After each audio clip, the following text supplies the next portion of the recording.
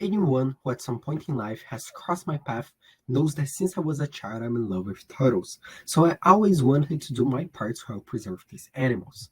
When I was watching a TV report on the project Caga do Paraíba, responsible for the efforts to preserve the Mesoclimus hogei, I heard the researcher Blas Cosenza say that the biggest puzzle is to find a nest of this animal. No viable nest has ever been found, and this is the first thing we have to understand to protect the species.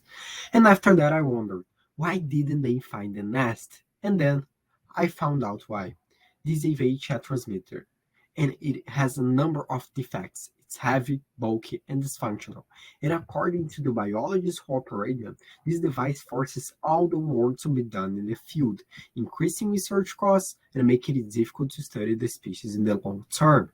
That's why I thought, how to develop an electronic device that can solve this problem and assist in the preservation of the Mesoclimus hogei. But before answering this question, I want to contextualize you a little bit better about the topic.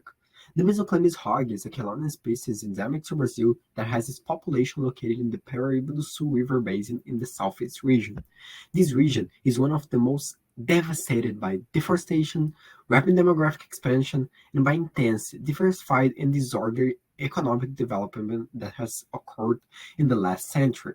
These factors, aggravated by river pollution and the decrease in the natural habitats, have condemned the species to a classification of critically endangered, one classification before extinction. And as said, there is no data of their nests. That is the main factor to be understood and the way to preserve the species. And the way to find this data, this location of the nests, is with a correct and appropriate monitoring device, not this. So we return to our question, how to develop an electronic device to assist in the preservation of the Mesoclimus hogei. The first thing is to develop a device with high accuracy location. For that was chosen the GPS technology that allows the user in any location of the planet to have access to at least 4 satellites, which allows to know the position in real time through coordinates. But as monitoring is remote, the coordinates received by the GPS must be passed to the researcher. For this was chosen an NRF 24L1 model.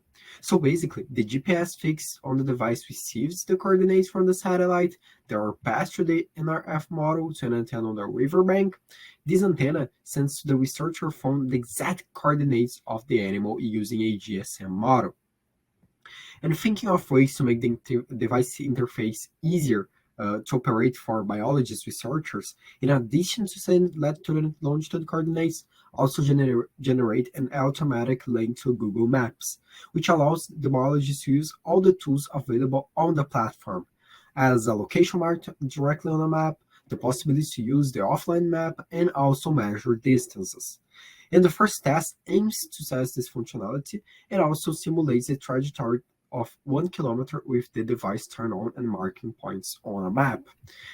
The result was positive, and the device was able to trace the route it traveled. These tests prove not only the device functionality for remote monitoring, but also its ability to trace routes that can indicate the animal nests, this information being the key to preserve the species.